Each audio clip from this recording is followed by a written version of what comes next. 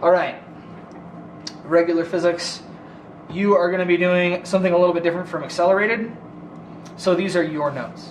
So triangles are special.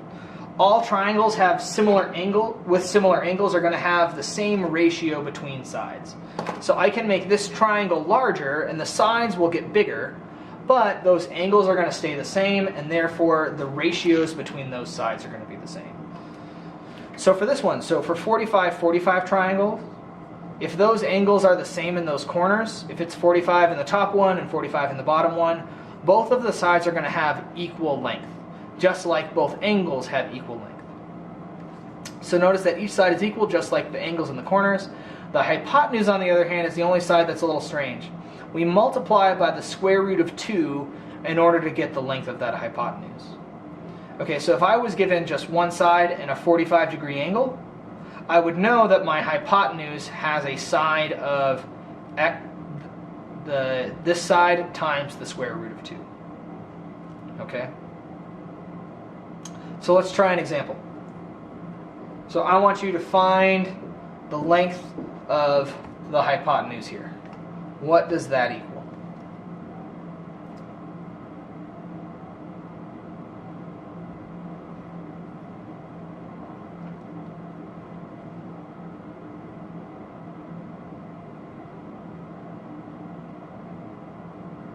Okay.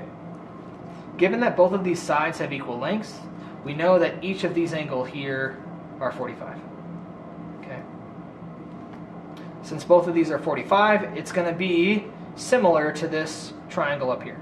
So if my side is x, I know that my hypotenuse then is going to be 6 times the square root of 2, which I can do. I want to keep it as a real number. It's going to be difficult to have any physical representation if we have this square root of 2. It'll be nice to have a full number. So when it's 6 times the square root of 2, I get an answer of 8.5 here. Okay. So because this side was 6 and I have a 45-45 triangle, I multiply my 6 by the square root of 2 and I get an 8.5. There's one other triangle that I want you to try out to work with, and that's going to be what's called the 30-60-90 triangle. So we have 90 in the corner, 30 and 60 here. So this is similar here. Instead of the x, I have an a. It's just the symbol. Notice that the opposite side of the 30 degrees is our a. So on the opposite side over here is our just value of a. The hypotenuse is going to be double that. It's going to be double a, and the adjacent side is multiplied by the square root of 3. So all 30, 60, 90 triangles will have sides that correspond to this picture here. So I'm going to work through this example with you. So I have my 30 degrees here, and then adjacent from that is my 15. So I know that that equals a times the square root of 3. So if I want to figure out what this x side is, I need to solve for the a. So all I need to do is divide by my square root of 3. So x is going to be 15 divided by the square root of 3, which gives me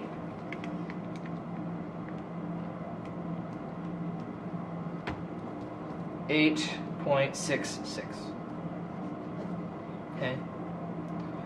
We could also solve for the hypotenuse here, just to give us a little more practice. We know that that is double the opposite side of the 30-degree angle.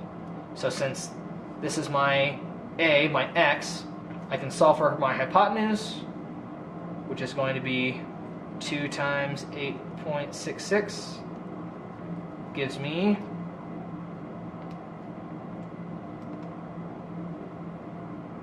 a 17.3. Okay. All right, so the final part of our notes is this Cannon problem.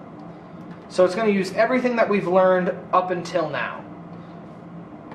So we're going to have to do some parts with finding the resultant, finding those horizontal and vertical sides, and then using these like triangles to help us out.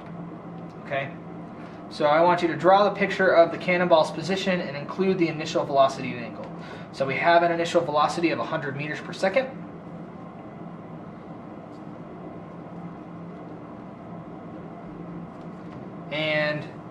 it's going to have an angle from the horizontal. It says 30 degrees above the ground. So this is going to be 30 degrees here. We're going to have our horizontal component and our vertical component. And there we go. That's A done. All right, so now that I've started you off, I want you to take the next 5 minutes to solve part B, including all of the parts on the back as well. Okay, so take the next 5 minutes to do that.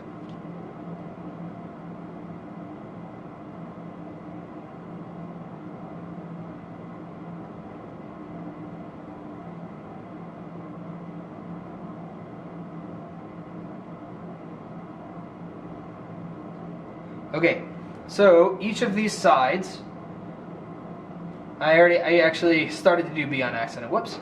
So you needed to draw that vector triangle, which is what I did up top here. Okay, so we represented the initial speed and that launch angle, so we need to find out what the velocity is in the x direction. Okay. So it'll be nice to know that this is 2 times A again.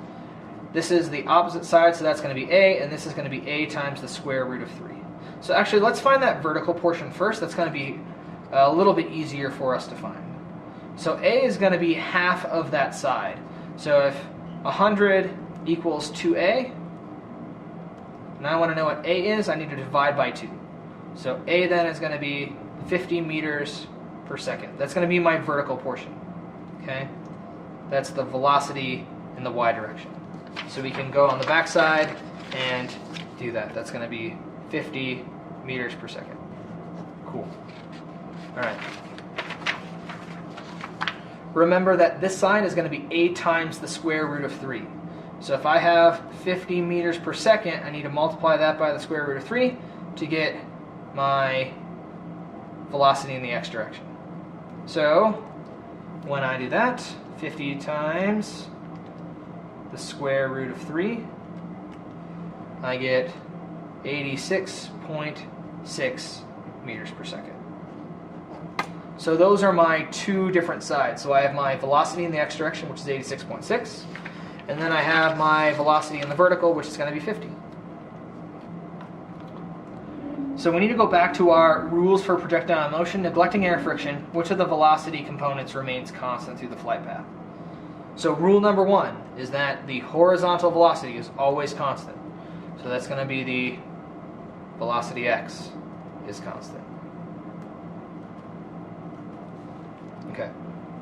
And then the total time the cannonball was in the air was 7 seconds. How far did it travel in that time? So we just want to know how far horizontally it's going to travel. So we don't have to consider both components. We know it's in the air 7 seconds, so I can find my distance. So distance equals velocity times time, and I want to use my x velocity to find my horizontal distance. So that's going to be 86.6 meters per second times 7 seconds. Gives me about 606 meters. Okay. So your teacher, or the substitute teacher, should have Unit 4 Worksheet 3 for you. Please complete that and work on that for the rest of the class period until the bell rings. Remember that tomorrow the homework I passed out on the long periods is due, so that is going to be the projectile motion problems and worksheet number 1. If you have any questions about that, send me an email. I will hopefully respond to you, even though I'm at my brother's wedding. All right. I will see you guys tomorrow. I guess, well, not in another video. Sorry, I'll see you on Monday. All right. Bye.